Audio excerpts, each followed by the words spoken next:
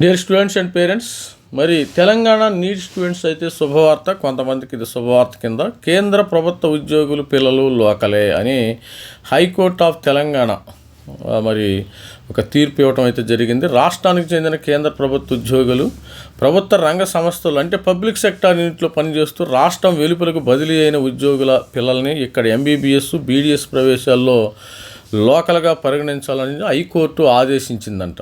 ఇది గుర్తి కొంతమందికి మంచి శుభవార్త. కొంతమంది ఇక్కడ ఆల్రెడీ లోకల్ ఉన్న వాళ్ళకి అయ్యో మరి వాళ్ళు వస్తున్నారు, నాకు కాంపిటీషన్ పెరుగుతుందనే మరి భావన కూడా స్టూడెంట్స్లో కొంతమంది ఉంటుంది. దీనికైతే తెలంగాణ హైకోర్టు అయితే ఒక తీర్పు ఇవ్వడం జరిగింది. తెలంగాణకు చెందిన కేంద్ర ప్రభుత్వ ఉద్యోగులు, కేంద్ర ప్రభుత్వ కార్పొరేషన్లు, కేంద్ర ప్రభుత్వ రంగ సంస్థలు అంటే పబ్లిక్ సెక్టార్ యూనిట్ పిఎస్సి పనిచేస్తూ రాష్ట్రం వెలుపల అంటే బదిలీ అయ్యారు. సపోజ్ ఒక స్టూడెంటు మరి బీహెచ్ఎల్ నుంచి వేరే బీహెచ్ఎల్ తిరువనంతపురం, మరి అదేవిధంగా బెంగళూరు బీహెచ్ఎల్కి ట్రాన్స్ఫర్ అయ్యారనుకో, అలాంటి ప్రభుత్వ ఉద్యోగులు ఇక్కడ ఎంబీబీఎస్ బీడీఎస్ ప్రవేశాలు లోకల్గా పరిగణించాలని రాష్ట్ర ప్రభుత్వాన్ని హైకోర్టు ఆదేశించింది. రాష్ట్ర ప్రభుత్వం ఆల్ ఇండియా సర్వీస్ ఉద్యోగులు పిల్లలతో సమానంగా సంబంధిత నిబంధనలను పరిగణలోకి తీసుకోవాలని, దీనిపై రాష్ట్ర ప్రభుత్వం జీవో 150కి వీలైనంత త్వరగా సవరణ తీసుకురావాలని, మరి అప్పటి వరకు ఈ ఉత్తర్వులు అమల్లోకి ఉంటాయని పిటిషనర్లు కొడిమెల సమిత 26 విద్యా సంవత్సరానికి ఎంబీబీఎస్ బీడీఎస్ ప్రవేశాలను లోకల్గా పరిగణించాలని కాళోజీ నారాయణరావు యూనివర్సిటీని ఆదేశించింది. కొనసాగుతున్న కౌన్సిలింగ్లో ఆమె పాల్గొనేందుకు అనుమతించాలని చెబుతూ తీర్పునిచ్చింది. ఈఎస్ఐఎస్లో పనిచేస్తూ తండ్రి ఉద్యోగ బదిలీ కారణంగా తిరుపతిలో చదువుకున్న కొడిమెల సమిత తనను లోకల్గా పరిగణించకపోవడాన్ని సవాల్ చేస్తూ హైకోర్టులో పిటిషన్ దాఖలు చేసింది. ఈ పిటిషన్పై హైకోర్టు ప్రధాన న్యాయమూర్తి justice Amar Singh, justice GM Mohit Dharmachalam విచారణ చేపట్టారు. మరి పిటిషనర్ తరపు న్యాయవాది వాదనలు వినిపిస్తూ హైదరాబాద్లో జన్మించిన పిటిషనర్ తండ్రి 24 వరకు తిరుపతిలో పనిచేయడంతో ఆమె 5వ తరగతి నుంచి ఇంటర్ వరకు అక్కడే చదువుకున్నారు.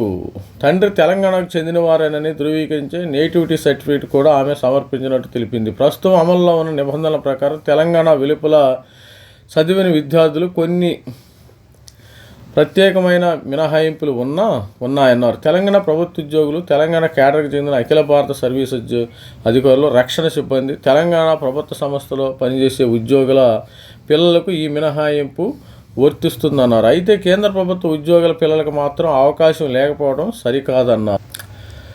మరి ఉద్యోగ స్వభావం కేంద్రానిదా రాష్ట్రానిదా అన్నదానితో సంబంధం లేకుండా తల్లిదండ్రుల బదిలీ కారణంగా పిల్లలు తెలంగాణ వెలుపల చదువుకోవాల్సి వచ్చినప్పుడు ఒకే ఇబ్బందిని ఎదుర్కొంటారని వాదించారు. కేంద్ర ప్రభుత్వ ఉద్యోగులు పిల్లలను మినహాయించడం హేతుబద్ధమైన వర్గీకరణ కాదని పేర్కొన్నారు. రాష్ట్ర ప్రభుత్వము తరపున అడ్వకేట్ జనరల్ సుదర్శన్ రెడ్డి వాదనలు వినిపిస్తూ కేంద్ర ప్రభుత్వ ఉద్యోగుల పిల్లలను కూడా మినహాయింపు పరిధిలోకి తీసుకురావడానికి అవసరమైన సవరణ తీసుకొచ్చే అంశాన్ని ప్రభుత్వం పరిశీలిస్తుందని మరి దీన్ని పరిగణలో తీసుకున్న ధర్మాసనం కేంద్ర ప్రభుత్వ సంస్థలో పనిచేసి తెలంగాణ వెలుపల సేవలంచిన ఉద్యోగుల పిల్లలను కూడా రాష్ట్ర ప్రభుత్వ ఉద్యోగుల పిల్లలతో సమానంగా సంబంధిత నిబంధన పరిగణలోకి తీసి స్పష్టం చేసింది.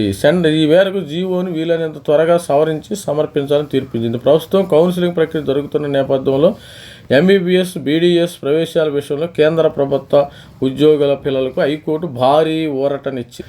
ఇది స్టూడెంట్స్ మీ అందరికీ అర్థమైంది అనుకుంటున్నాను. ప్రస్తుతానికైతే మరి ఓన్లీ రాష్ట్ర ప్రభుత్వ ఉద్యోగులకు మాత్రమే వెసులుబాటు ఉంది. ఇప్పుడు ఒక స్టూడెంట్ అయితే వాళ్ళ ఫాదర్ ఇంతకుముందు ఈఎస్ఐ హైదరాబాద్ నుంచి ఈఎస్ఐ తిరుపతికి ట్రాన్స్ఫర్ అవ్వటం జరిగింది. ట్రాన్స్ఫర్ అవుతే మరి వాళ్ళ ఫాదర్ ఇక్కడ లోకల్గా ఉన్నాడు, హైదరాబాద్ లోకల్, తెలంగాణ లోకల్. కానీ ఆ అమ్మాయి అక్కడ చదువుకుందంట తిరుపతిలో చదువుకోవటం వల్ల మరి తన లోకల్ స్టేటస్ను కోల్పోవడం జరిగింది. స్టూడెంట్స్ అప్పుడు ఇక్కడ మరి తెలంగాణ రాష్ట్రానికి ఆమె మరి లోకల్ అని వాళ్ళు కంప్లైంట్ చేయటం జరిగింది. దీనివల్ల మరి పబ్లిక్ సెక్టార్ ఇది అందరికీ వర్తించింది. ఎందుకంటే మరి సపోజ్ ఒక హైదరాబాద్లో హెచ్ఏఎల్ ఉంది, వాళ్ళు బెంగళూరుకి ట్రాన్స్ఫర్ అయ్యారు, బీహెచ్ఎల్ ఉంది, ట్రాన్స్ఫర్ మీద వెళ్ళారు. సపోజ్ ఇక్కడ ఏదన్నా ఇండియన్ ఆయిల్ కార్పొరేషన్ కానీ గెయిల్ కానీ ఇలా ట్రాన్స్ఫర్ వెళ్ళిన వాళ్ళు అక్కడికి వేరే చోట వెళ్తే ఫాదర్ ఎక్కడ ఉంటే వాళ్ళే లోకల్గా వీళ్ళు పరిగణించవలసి ఉంటుంది. మరి అదేవిధంగా ఈ మరి ఎంబీబీఎస్ స్థానికత పోటీ హైకోర్టు తీర్పుతో మారనున్న అడ్మిషన్ల ప్రక్రియ. రాష్ట్రంలో ఎంబీబీఎస్ బీడీఎస్ అడ్మిషన్ సమితి లోకల్ కేటగిరీ సమితి నిర్బంధం మరో కీలక ప్రశ్న చూస్తుంది. కేంద్ర ప్రభుత్వ ఉద్యోగులతో రాష్ట్రం వెలుపల పనిచేయడం వల్ల వారి పిల్లలు తెలంగాణలో చదవకపోయినా వారిని స్థానిక అభ్యర్థులకు పరిగణించి తాజాగా హైకోర్టు తీర్పు. ఈ తీర్పుతో రాష్ట్రంలోని మెడికల్ కాలేజీలో కన్వీనర్ కోటా అడ్మిషన్లపై ప్రభావం పడే అవకాశం ఉంది. కేంద్ర ప్రభుత్వ ఉద్యోగుల విషయంలో మాత్రం స్పష్టమైన మినహాయింపు లేకుండా పలువురు విద్యార్థులు కోర్టును ఆశ్రయించారు. 2025లో కేంద్ర ఉద్యోగి కుమార్తెకు సంబంధించిన కేసులో తెలంగాణ హైకోర్టు మధ్యంతర ఉపశమనించి కలిపింది. సుప్రీంకోర్టు తీర్పులో కేంద్ర ఉద్యోగుల పిల్లల అంశం స్పష్టంగా లేవు, కానీ సుప్రీంకోర్టు తీర్పులో కేంద్ర ప్రభుత్వ ఉద్యోగుల విషయం స్పష్టంగా లేదంట. మరి అది అర్హతపై మరి దీనిలో మరి వాయిదా పడిద్దా లేదా చూడాలమ్మ, గుర్తుపెట్టుకోండి.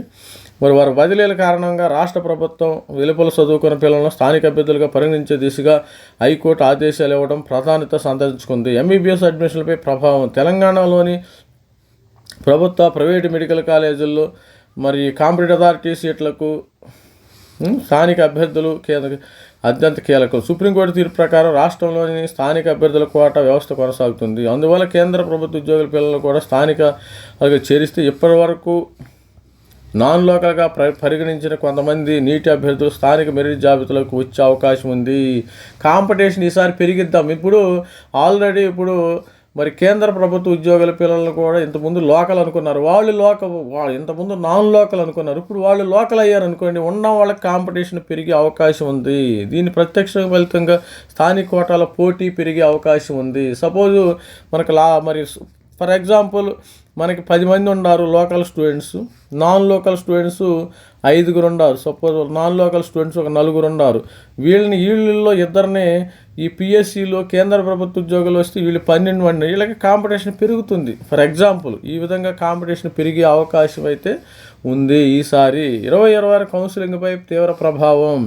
26 నీటి ప్రక్రియలు ఈ అంశం కీలకంగా మారే అవకాశం ఉంది. ఇప్పటికే కాలేజ్ యూనివర్సిటీ 26 విద్యా సంవత్సరాలకు సంబంధించిన మేనేజ్మెంట్ కోటా ఎంబీబీఎస్ సీట్ల భర్తీకి ఆన్లైన్ రిజిస్టర్ ప్రక్రియ ప్రారంభించి మరేవిధంగా ఈ నేపథ్యంలో రాష్ట్ర కోటా అర్హతపై స్పష్టంగా విద్యార్థుల అధికారిక నోటిఫికేషన్ గమనించాల్సింది. ప్రత్యేకంగా కేంద్ర ప్రభుత్వ ఉద్యోగుల పిల్లల సర్వీస్ సర్టిఫికెట్, తెలంగాణకు సంబంధించిన నేటివిటీ రెసిడెన్స్ ఆధారాలు, తల్లిదండ్రుల పోస్టింగ్ వివరాలు, చదువు వివరాలు వంటి పత్రాలు సమర్పించాల్సి రావచ్చు. తుది నిర్ణయం కాలేజ్ యూనివర్సిటీ తెలంగాణ ప్రభుత్వం జారీ చేసే ఉత్తర్వులపై ఆధారపడి ఉంటుంది. అంటే తెలంగాణ ప్రభుత్వం ఒక జీవో తీసుకురావాలి, 150 జీవోని సవరించాల్సి ఉంది. ఇప్పుడు స్థానికంగా ఎంబీబీఎస్కి ఈసారి పోటీ పెరిగే అవకాశం ఉందమ్మా. ఇది స్టూడెంట్స్, ప్రతి ఒక్కరు కూడా ఛానల్ని సపోర్ట్ చేయండి, లైక్ చేయండి. ఎలాంటి అప్డేట్స్ కావాలంటే కూడా మన ఛానల్ని లైక్ చేయండి, షేర్ చేయండి. Thank you, bye.